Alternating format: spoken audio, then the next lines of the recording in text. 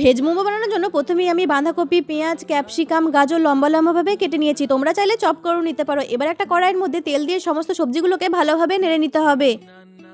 এবার আমি গোলমরিচ ও সয়া সস দিয়ে ভালোভাবে নেড়ে নেব। এখানে কোনো রকম লবণ দেব না। 5 মিনিট মতো নাড়াচাড়া করে নামিয়ে নিয়ে ঠান্ডা হয়ে এলে এর মধ্যে দিয়ে দেবো 2 চামচ আদা রসুন পেস্ট। এবার একটা পাত্রে ময়দা নিয়ে সামান্য লবণ ও তেল দিয়ে ভালোভাবে ডোটা মেখে একটা একটা করে ছোট ছোট লেচি কেটে নিয়ে বেলে নিতে হবে। এইভাবে লেচির বেলাটা যেন পাতলা হয়, মোটা হয়ে গেলে খুব একটা খেতে ভালো লাগে না।